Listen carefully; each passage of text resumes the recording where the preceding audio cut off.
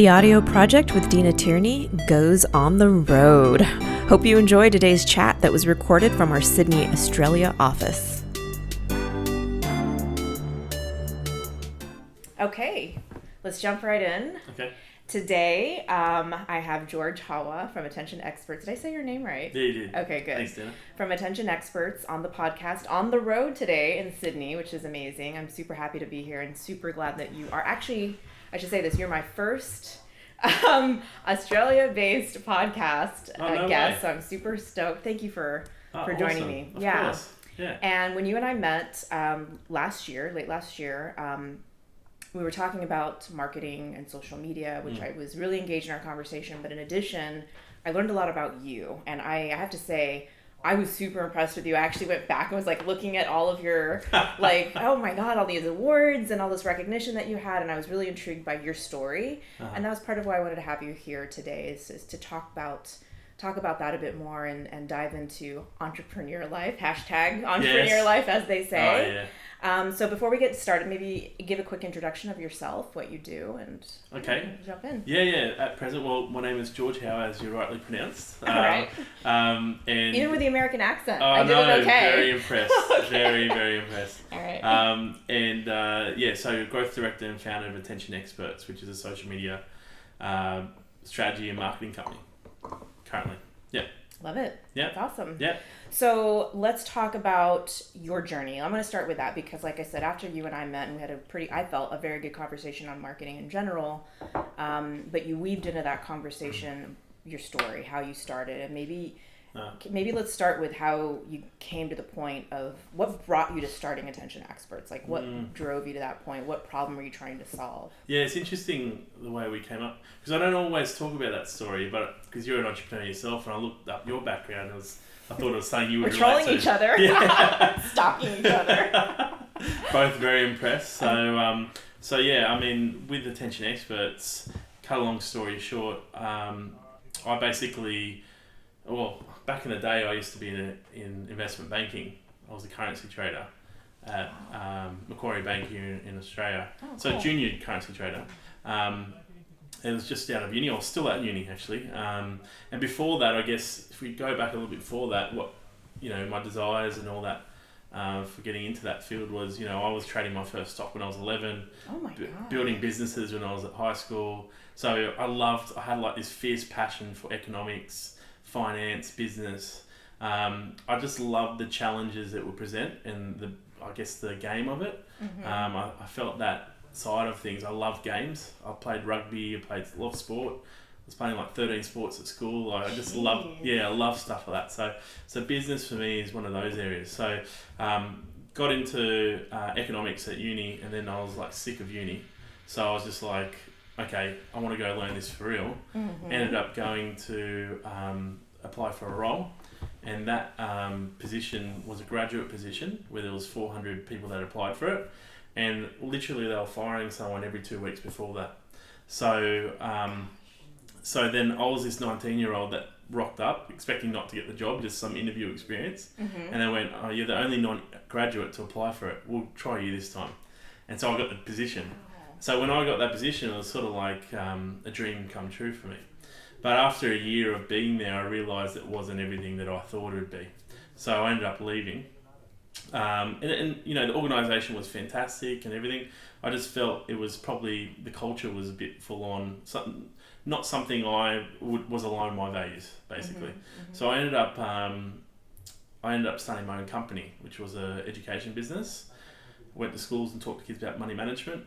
Love that, by the way. That's awesome. Yeah. What age range? So they were years 9 to 12, so they would have been awesome. Between 13, 14 to 17.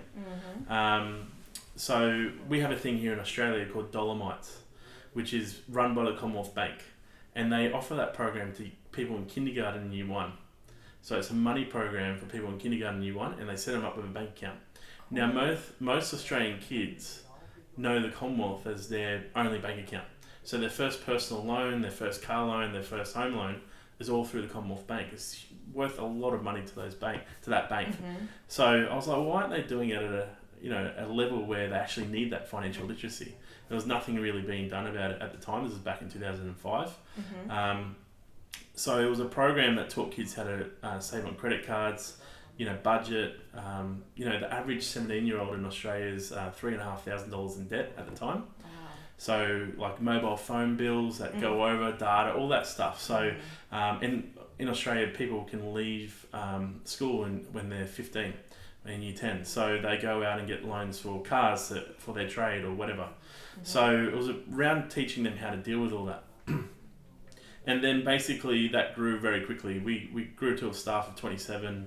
We had 3 offices around Australia in 5 years. And in 2010 I was bought out, essentially. Wow. And while I was starting that business, I had I was trading for myself on the side because my cash flow at the start of this business was all going back into the company. So I ended up trading for myself and just ended up starting a quasi investment company on the side, which ended up losing a lot of money in the GFC. So I had a massive failure there. And then in 2010, I helped a mate launch a fashion label in the US, and that's my first foray in social media marketing. So from there, I helped him get basically a jacket on a major celebrity. So it was Usher. Wow. Yeah. Love Usher. Yeah. So we were like completely starstruck. Yeah. So what it was a men's clothing line then? Yeah. And how did you get connected in with the men's clothing brand? Yeah. So basically we ended up going to a store in LA by advice of someone we met in New York. Okay. And that store put on consignment. And Usher literally walked into that store to get an item. So it's a famous men's urban wear store in LA. He took it off the rack, wore it that night to the BET Music Awards. We got a photo of him wearing it, and I was like, I need to tell everyone. We put it on Instagram. So from there, we ended up... Do we have the picture? You have to send me the picture. No, I'll send you the picture. I want to see it. Yeah, absolutely. Yeah. So basically that got us in front of a whole bunch of other key celebrities and just exploded from there. So that was when I first found out the real power of social media. Ended up coming back to Australia, starting my own herbal tea company. It was the world's first workout tea. So it was a tea you take to the gym. I hated taking chemical-based workout drinks. Yeah. I played a lot of rugby and hated taking that sort of thing when I was working out. So ended up putting it online to see how it went. And that's when I used a lot of my my mathematics background. So I've got a degree in mathematics and finance. Oh my God, you're So, really diverse background. I love it. I know. And it's cool. Everything's starting to piece together, right? Comes together, yeah. So Amaze Tea, I learnt more about the data, and this was in a time when social media was all about content. So content was king for a lot of people, and they really focused on influencing followers and content. What I found the niche and where the real advantage was in the database that you can build off the back end. So when I discovered that, I really made a go at trying to find out the true power of it. And from there we built a pretty good business. And then in 2016 I was bought off me, and then people were approaching me how to do their own social media, not-for-profits, multinationals, government agencies and so on. So I started Attention Experts 2016 off the back of that. That's amazing. Yeah, I said to cut a long story short at the start. I just No. Yeah. I love the whole story, and Yeah. I'm curious. So, the tea company. Tell me about the tea. I'm actually just curious for my own self. Like, what was the deal with the tea? Yeah, What was yeah. it made of? Yeah, so the tea was made out of branched chain amino acids, English breakfast tea, cardamom. That's literally the 3 ingredients, and we had a little bit of guarana in there as well. So it basically, you went to the gym and you felt like a kick, but it was a natural kick. It wasn't like an artificial one. And it's great for recovery as well, because it's got branched chain amino acids in it, which are great for recovery with muscles and after a hard gym workout. So yeah. So you had the idea for the tea. Yep. And then you launched the business itself. Yep. And then you sold the business. Yeah. And then people started coming to you and saying, "Hey, can you do that thing that you did for the tea company and the fashion company and do that for me too?" Literally. Yeah. Literally. So that was 2016. Yep. I'm just, part of this is just me being curious, but out of those, so you had the fashion brand. I mean, you had a bunch of different companies now that I think about it. The education. Yeah. Right? Yeah. The fashion. Yeah. The Tea tea. And then now this. What's been like the best moment, or has there been like the best moment between all of these things? Yeah, something I really love is the teams I build.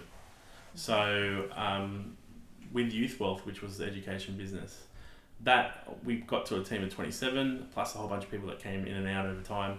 I'm still best mates with a lot of them. We all catch up, and we go to each other's weddings, and so that aspect of it I really love.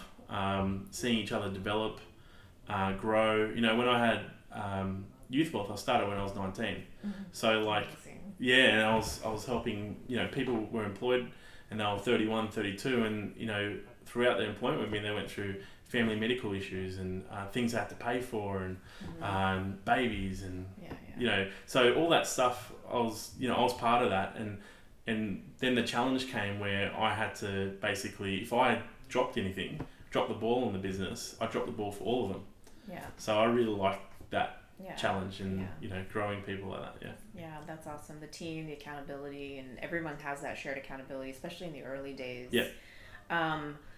How did you, I think for people listening to the podcast that might be interested in entrepreneurship, there's a lot of people that enter and start a company on their own, and then there's sometimes when you start with a partner. It sounds like you may have done both, or like, what's your kind of story on finding a partner? Yeah. Look, well, with the education business, it was by myself. The fashion label was with a partner. I'm not the most fashionable person. So definitely with a partner on that one. Amazed there was a partner towards the end.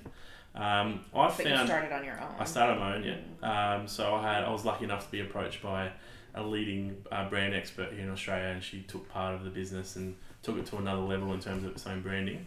But with the partner versus solo side, the partner side I think is more complex and harder than the solo side.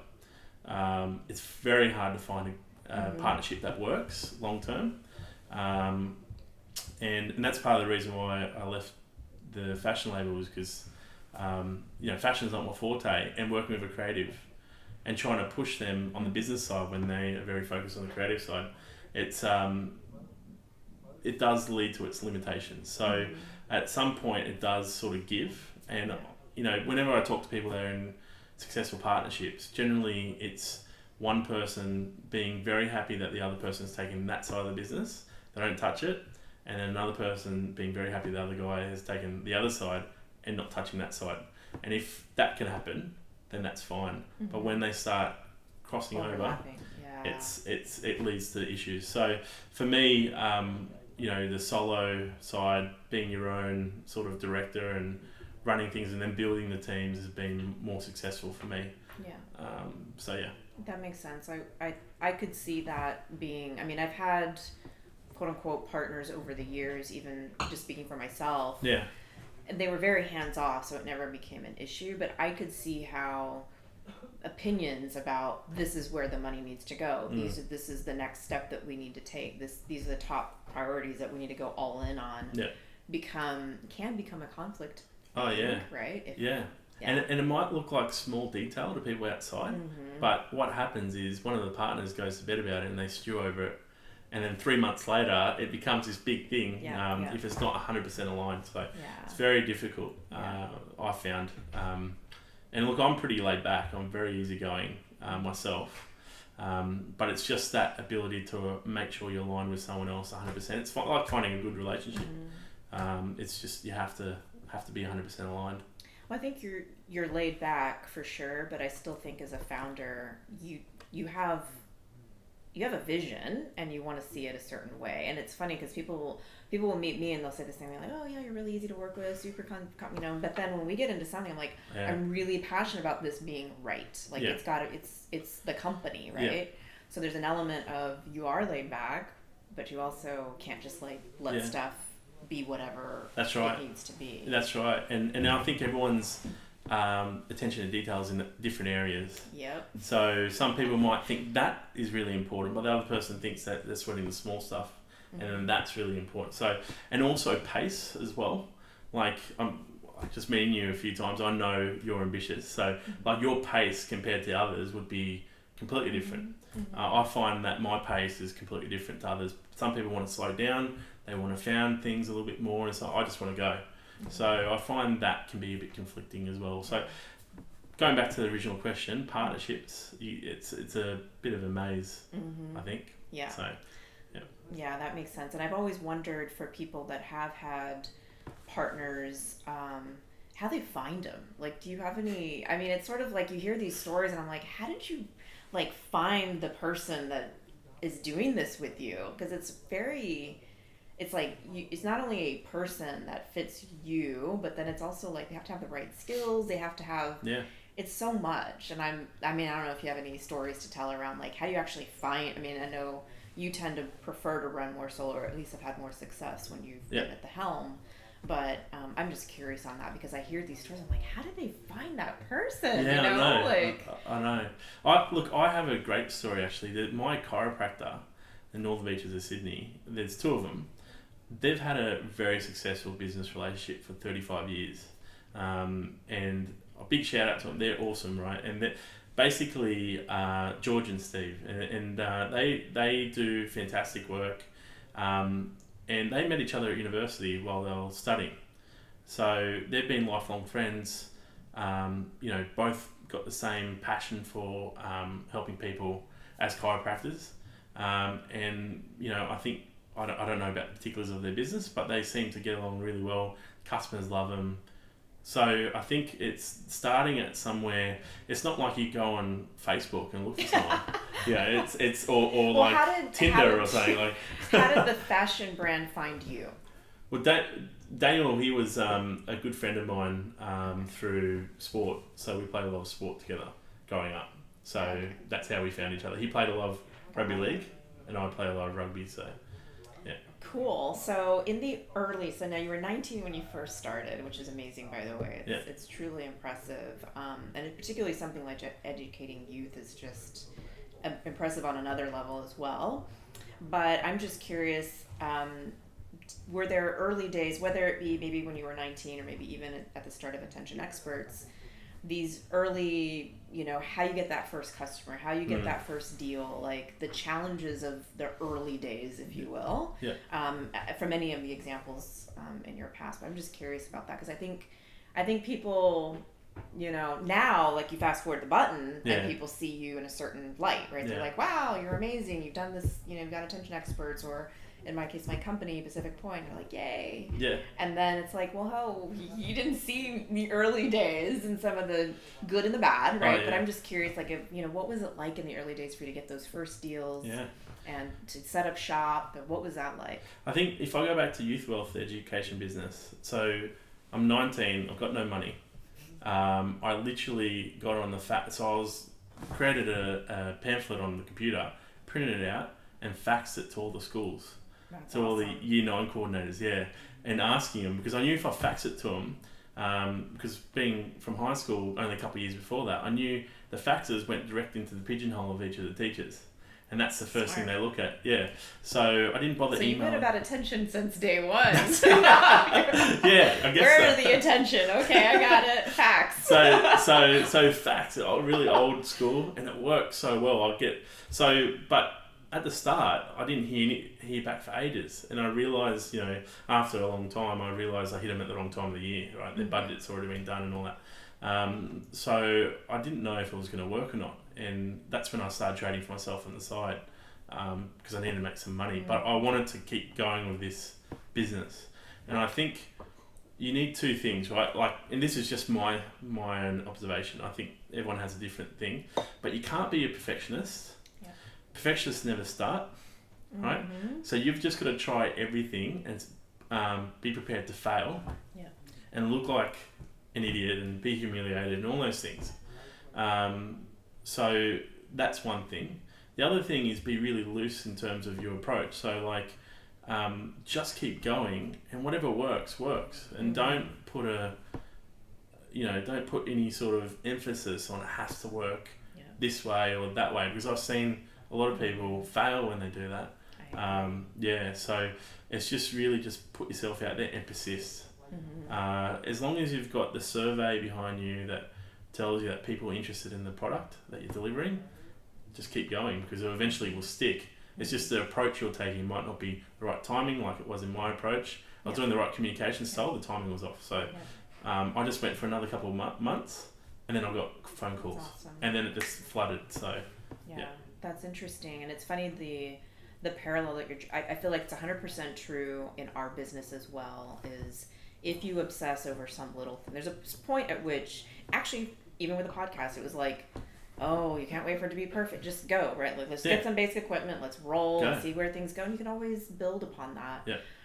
But not doing is definitely going to get you nowhere. Like, without a doubt, that will get you nowhere. 100%. Yeah. And I think that applies also to teams. It applies to, your own activities every day. A decision's better than no decision. A team member in a position is better than no team member in a position. Yeah. All those things, like, I think people sweat the small stuff in that aspect too much. Yeah. And they put too much seriousness on it. Just let it go. If it fails, it fails. Figure out how it failed. Totally. Do it again differently. Totally agree. And you know what's funny is I'm going to draw a parallel even to what we tell our customers, and maybe this can apply to you even as you advise customers on their marketing path, is some, like with our customers that we're looking at with a Salesforce project, they obsess, where do I start? We talk to them, okay, here's some plans, here's how we can roll out, here's some strategies. But it's that same concept where I just want to tell them, like, if you want to start selling better, marketing better, serving, knowing your customer better, go. Like, start, right? Absolutely. Be committed to the journey. It's not like that. And it's entrepreneurship. And I bet you come across customers that are like cash flow tight, or they're really, they want things to work straight away or whatever. And there's no real, if it were that easy, everyone would be doing it. Like, it's just, I use that quote too, okay? Yep. Yeah. It's totally true. Yeah. So you got some sweat stories in there, some stress. Did you have any like really stressful moments, like payroll moment? I feel like almost a lot of entrepreneurs have those where it's like, God. What about you? Yeah, definitely. So with Youth Wealth, I was no way near cash flow positive for the first year or 18 months, and I was working a second job while trading, while running the business. Super impressive. Yeah, I think that's the common story. Like I've met a lot of great business owners, and they're driving taxis and stuff and doing what they need to do. So not night jobs. And I met a guy who's now very successful business consultant, started night stacking while building his consultancy firm. Amazing. So at supermarkets. So, but yeah, first 18 months, really hard. And I constantly had to pour my own money in. I wasn't, lucky I was young enough to not have any real dependencies on myself. So that was fine, and I had a great support network. But there was times there where I literally got the money in probably 5 minutes late for the pay. Like I was meant to pay him at 12 o'clock, by 12 o'clock midnight, and I was able to get it in at 12:30, sort of thing. So there was a lot of that. But it makes it interesting. Yeah. How did you get, you were 19 when you started, but let's maybe fast forward a little bit further. Yeah. Did you have a sales background? I guess you kind of did at that point. If any entrepreneur has a sales background. The reason I bring it up is I feel like there's a lot of people that have a skill, they have an ability, or they have an area of expertise, but they struggle with the sales thing because they're like, I don't know how to sell. And actually that was my case. Like I was never in sales. Right. But then when I started the company, you're in sales. Yeah, you're a sales guy. Congratulations, you are just now a salesperson. Right. So I'm just curious if you have. Because I feel like there's a lot of entrepreneurs that way where it's like, I'm an artist, or I'm a this, or I'm a that, but I don't know how to sell. Yeah. But for you, it sounded like you were just a natural. It was a natural thing for you, or like, what are your thoughts? Look, I've always found it easy. I love people, I think, and I love delivering value to people. So I've never been scared to approach and just go, hey, does this, help you? I've never really force sales onto people. I've just given them a solution. If it doesn't work, no problem. If the product's good enough, that's what gives it longevity. So when I was in my teens, I was living up in Newcastle for 2 years, and this is when I was really young, and I had my dad was growing watermelons in the backyard, and I went and sold it to all my neighbours, and that was my first business. That. So I went knocking on the doors and selling my watermelons for a couple of bucks That's each, awesome. and people, and I like. Was your dad happy, or was he like, where are the watermelons? Well, the very first time he was like, "Where's the watermelons?" He had no idea I'd taken them to sell them, and I gave him the money, and I said, "Look, I've made all this money." He's like, "Oh, good, do it again." Yeah. So you're a natural. I just love. I Yeah. love. Yeah. You have to love people. You're right. You Yeah. have to love people and Yeah. feel knowledgeable on your product. I think that's what it sounds like you are a natural. I would say I maybe have been grown into one. I'm not really sure. I've always been kind of a people person, I guess, in general. But Hence why I we're think doing the podcast. Hence we're doing the podcast. I think it's just, you're right. You have to love people. You have to be willing to put yourself out there. And I think part of it is you really have to know your product, right? You have to know, Yeah, and you've always, 100%. with your product, so you knew and understand that education, and you knew and understood fashion and questionable. No, I'm kidding. It is questionable. No. I understood with the fashion side. I understood what it took to take it to market, and then how to get it repeated in terms of purchasing. The creative side, not so much. But once I figured what that consumer wanted, I said, "Hey Dan, you got to make that again." Yeah, that same thing. He goes, "Oh, I want to be creative." No, you got to make that exact same thing again and again and again. So I think it's that. But like just on that point, like I think also you can't, like, some people are really good operationally, but not good at sales with their businesses. Like they understand their product, they're very attention to detail in the operations and all that. But I don't feel those people end up succeeding as often as the people that are good at the sales side. And what you said about knowing your product, you got to know it in terms of how does it add value. Exactly. If you don't understand that side, like you don't understand your customer and what they're looking for without them even saying it, then you're not going to be successful. So how do you do it and really communicate it in a way that adds value? So like in my current business at the moment, I've set up most of the policies, the operations, the structure of the business, and I forget most of it. My team run it, right? Yeah. I've got some great people in the team. They run it. They know it. They remind me. Today I was reminded of something I made a mistake on. Like, oh, that's right. We do it that way. Like, but in terms of the actual value of what we're delivering and how that hits the customer and what it does for them, I know that like the back of my hand. That makes sense. Yeah. That makes sense. What about you look at the life of a company, right? And you see it's really made up of those micro moments. And the buzz phrase is all about fail quickly, all that stuff. Yeah. When you look at some of those micro moments where maybe it was a slip up or it didn't go as well as you had planned, do you have any stories about how like those moments really helped kind of bring you to the end, or not the end, but you know what I mean, to your current state? Definitely not the end, okay? Well, yeah, look, yes, I have a lot of those. I guess micro moments, I guess, like those moments where you've had a slip up and you're just like, damn, why did I do that? And then you persist and it ends up, your learnings end up becoming something quite valuable. Like when I was younger, I wasn't probably... I grew up leading football teams, but when you get into a company where you've got a team around you of people of different, persuasions and all that sort of thing, that don't know rugby, right? And you talk to them like you're on the rugby field, that's not going to work. You try to give them the same pep talk as you would on the football field, it doesn't work. So I made a few of those mistakes where I rubbed some people up the wrong way in the early days, and I still do. You do, and then they demotivates them and all that stuff. You invalidate, and you just go, and you just got to move forward from it. And I think those learnings have really helped me build some great teams and some great businesses. I've gone into other businesses and built their businesses for them as well in between some of these ventures. There was one company where I had to go in and fire a whole team for being toxic. Yeah, pretty much half the team for being really toxic. It was a sales team, and then rebuild it and find out what went wrong and all that stuff.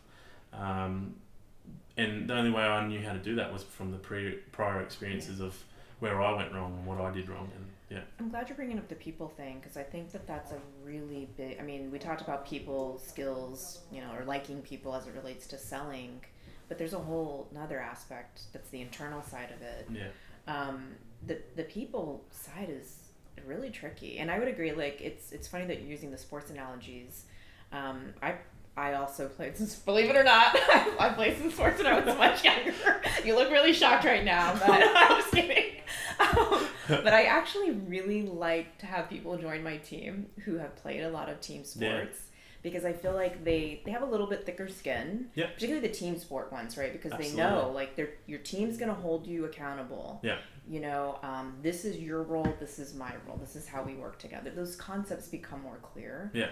And I think the other thing and so it's funny that you're bringing up the sports analogies, and I like that. I'm curious what your team hiring strategies are, what your team building strategies are, because I think that's so important.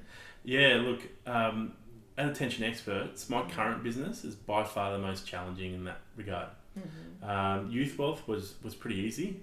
In the early days, I had some, learnings, but I found the team would be very forgiving and so on.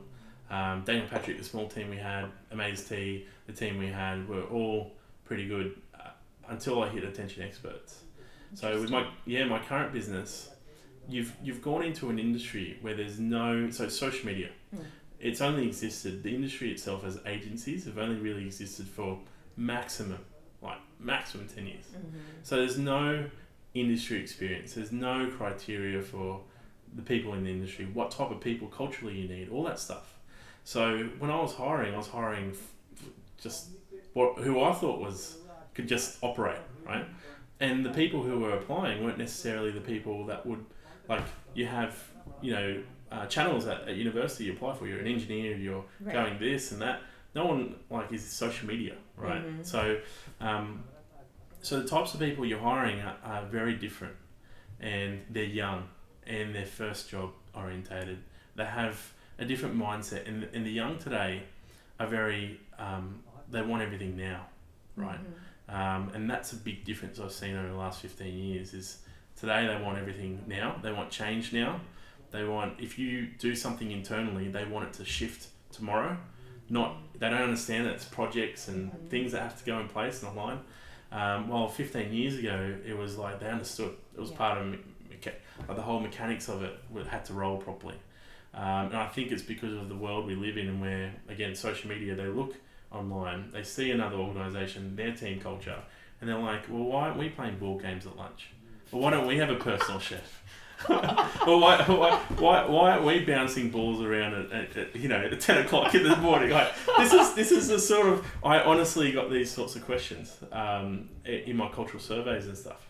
So we've had this company over 3.5 years. I've been through 2 teams. I've I've liked every single person that's come through the company personally. It's just that the way in which the dynamics of the people and individuals came together was very different to anything else I've built. So in terms of people and how I hire, I've had to throw everything out and start again. And what I've learnt with Attention Experts, I think, is it will definitely build something amazing, because the hiring style and the way you do it and how you grow people and develop them, all those things, there are fundamentals that it does follow, but also understanding how to build something niche like this from nothing. It required things like reading people really well in interviews, getting people into your business, and being prepared for them to fail. Mm-hmm. But when they fail, you have to get them out ASAP. Mm-hmm. So it really made you extremely cutthroat and very, just very to the point on everything. And also understanding that you can't get rid of people straight away in some circumstances, because it will let down a lot of other mechanics. Mm-hmm. So sometimes you have to bear the grunt of it, put up with it. And how do you foster that? How do you isolate it? Mm-hmm. All those things. They're all very key learnings I've learned with this business. While with the other businesses, we had moments of that, but it wasn't prolonged. It was over very quickly. It was sorted out and resolved very quickly. This time it's a lot different. Yeah. Yeah. That's super interesting. Yeah. How do you develop people in that environment at Attention Experts? Yeah, so what I've learned is you've got to take your stars, the people you see as the ones that are the ones you want to invest in. So I call them the investables. So I have a couple of people I identified. love that phrase. That's awesome. Yeah, you want to invest in them. So I say this to my team all the time. You're either investable or you're someone I just pay a salary to. Am I going to invest in your future, or are you someone that's just going to hang around, right? And do the job, and that's fine, but don't expect me to come and invest in you. So you find those people, you isolate them, you work with them, you get very personal with them, take them out to coffees, go to lunch, speak to them on a personal level, and then the others that aren't like that, you don't give them that time and effort. So then there's a clear division and they understand it, and people can see it. And it does rub some people up the wrong way, but at least the message is there. And then you develop that personal relationship with the people that you want to develop, and then they end up just developing. Yeah. Even if even if they appear not to be taking your advice, or they get a little bit, because sometimes you have to give them some truths, and they get a bit defensive or whatever, because again, they're young people that in their first job, feedback's not their forte a lot of times. So giving them those truths, eventually the people that are investable always implement it. I see it all the time. If you can pick the right people, they'll always implement it. So do they know who's who? They know who's who. Really? Yeah. They know who's who. Just by, not just my interaction, but you make it a cultural thing as well, and that the team identifies it as well. So the ones that don't feel like they're getting it, they end up leaving. And that's okay. But the ones who are investable, they start working for the team, and they invest a lot more into the company. So you can see that dynamic, and you can feel it. And because we've got a small business, it's not a big company, you can feel the dynamic very easily.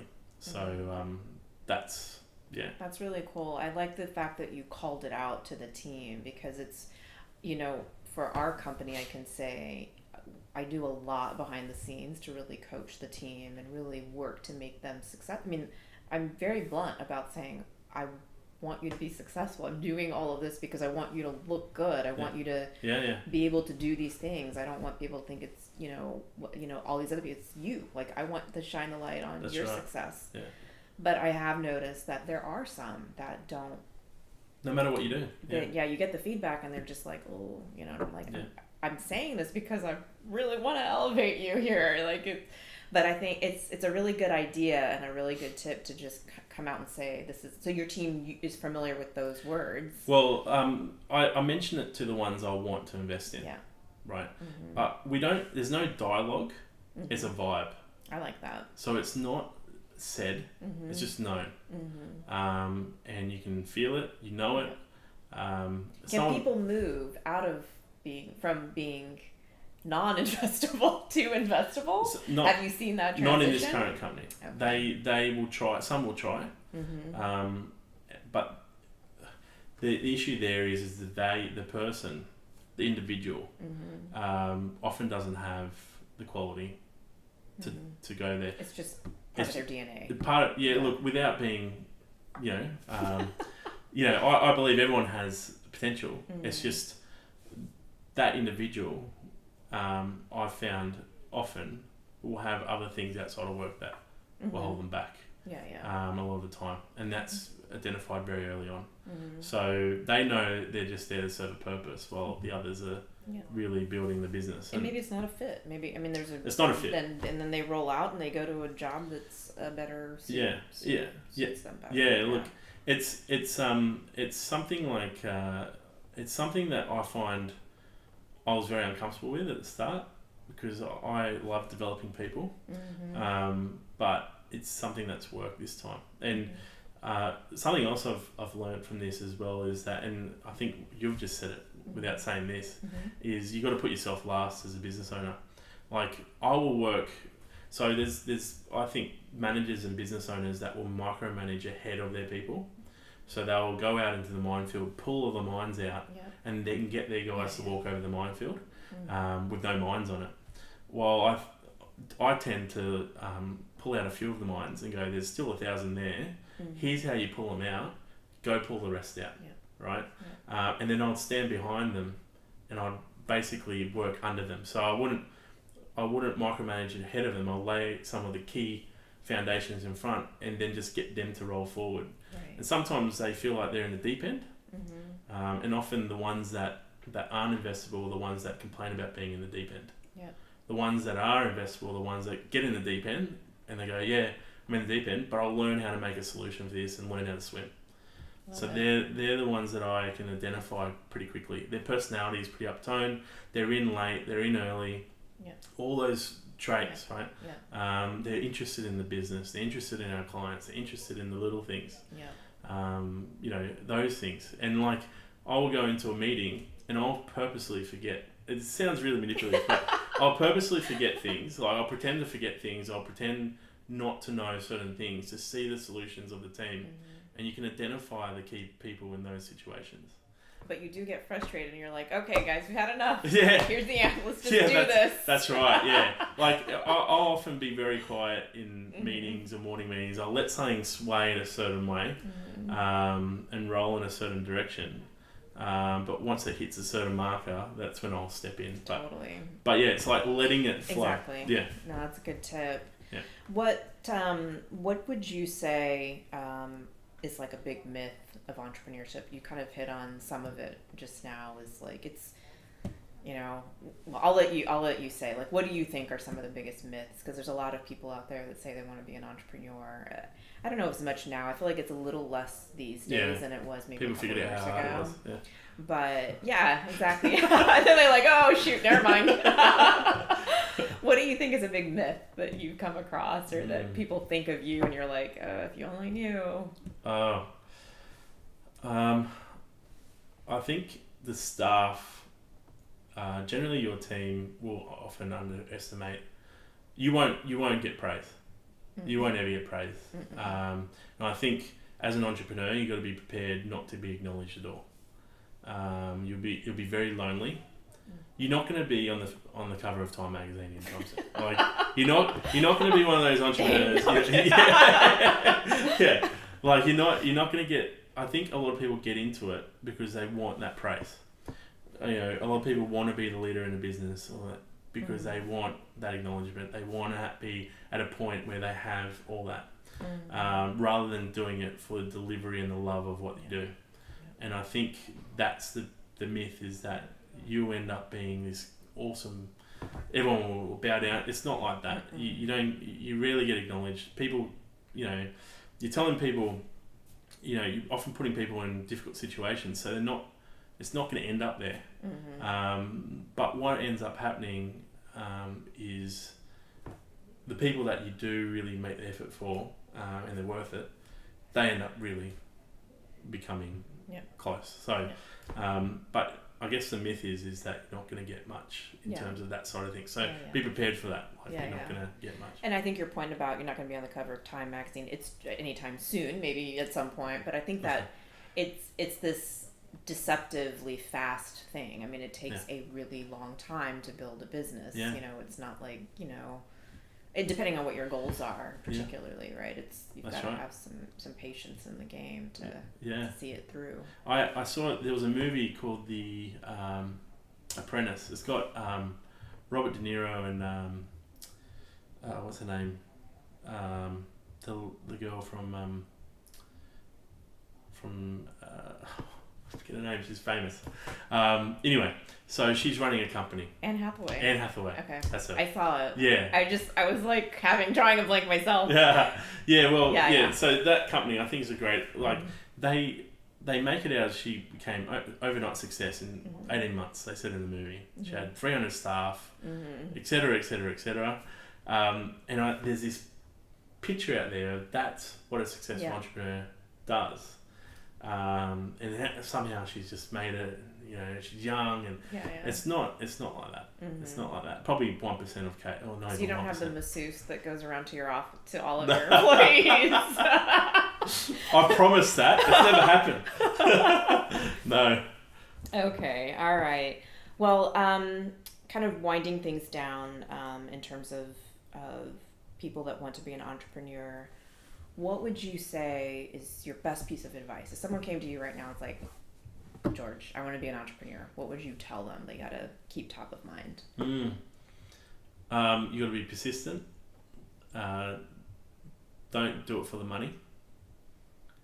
And make sure you have a good support network around you.